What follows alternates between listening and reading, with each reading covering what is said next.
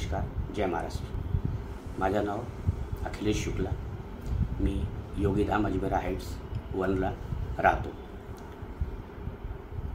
2 दिवसापासून हे जे प्रकरण माझ्या घरचा व्हायरल होत आहे, या संदर्भात माझे भाई बंधूंनो, मी आपल्याला या व्हिडिओच्या माध्यमातून काही महत्त्वाची वैशिष्ट्ये सांगणार आहोत। नेमके काय झालेले आहेत। माझे भावांनो,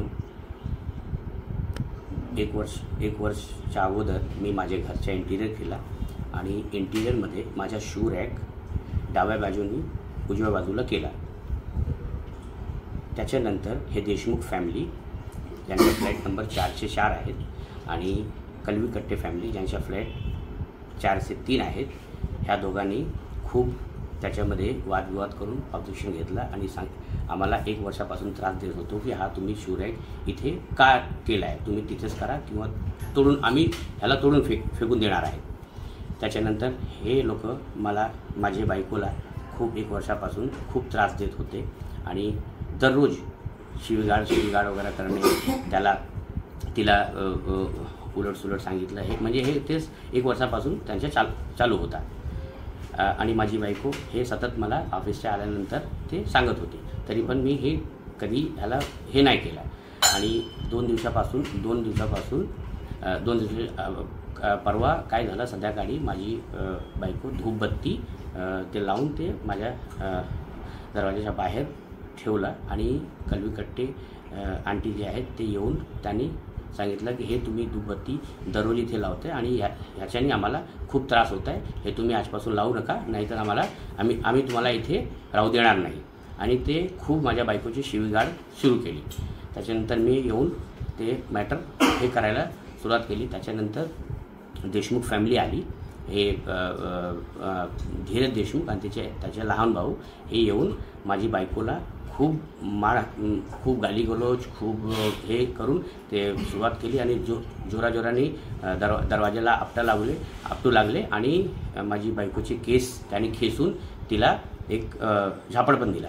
आणि त्याच्यानंतर मी हे सोडायला प्रयत्न केला आणि त्यांनी मला पण खूप शिवीगाळ केली।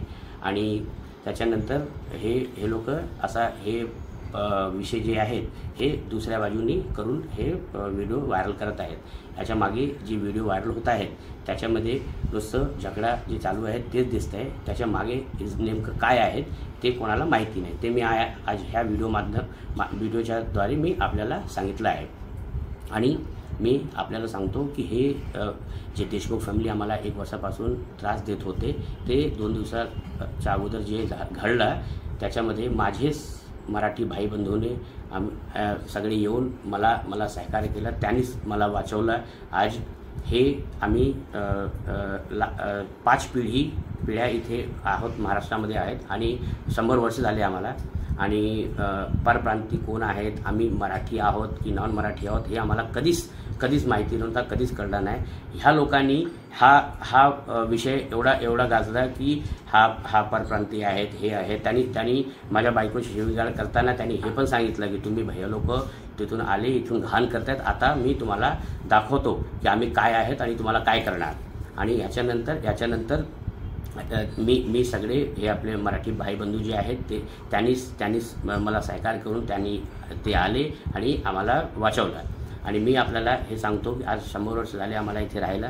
माझे कमीत कमी 80 ते 90% जेवढे माझे भाऊ बंधू मित्र आहेत सगळे मराठी भाईबंधू आहेत आणि मी पण मराठी आणि महाराष्ट्रीयन्स आहेत। इथे एवढा वर्ष झाला आहे, आम्हाला कधीच हे कळलं नाही की हे विषय काय आहेत। आपले महाराष्ट्र राज्याचे हे आराध्य देव श्री छत्रपती शिवाजी महाराज साहेब आणि सन्माननीय बाळासाहेब ह्यांनी आपल्या सर्वांना हेच मेसेज दिला आहे की आपल्या राज्यामध्ये कोणीही स्त्री वुमेन ते खूप सेफ आहेत, त्यांना कधीही कोणी काही करू शकत नाही। आणि आपल्या राज्यामध्ये हे उलट झालेलं आहे की ह्या देशमुख फॅमिलीने माझी बायकोला मारलं, माझी बायकोला खूप शिवगाळ करून आणि हे केलं। आणि ह्या बचावासाठी आम्ही जे केलं हे माझे माझे माझे बायकोला वाचवण्यासाठी हे सगळे केलेलं आहेत. आणि त्याच्यानंतर ह्या लोकांनी हे परप्रांती विषय हे करून ज्याच्यामध्ये काही तथ्य नाही आणि हे विषय करून ते लोक विषय जे आहेत ते डावलून कुठून करत आहेत. आणि म्हणून मी ह्या व्हिडिओमधून आपल्या सगळ्यांना विनंती करतो की ह्याची जी सच्चाई आहेत हे आपण आपल्याने बघावं. आणि सर्व माझे मराठी भाई बंधूंनी मी पण महाराष्ट्रीयन आहे, आम्हाला सहकार्य करावे आणि याची दक्षता घ्यावी. जय हिंद, जय महाराष्ट्र.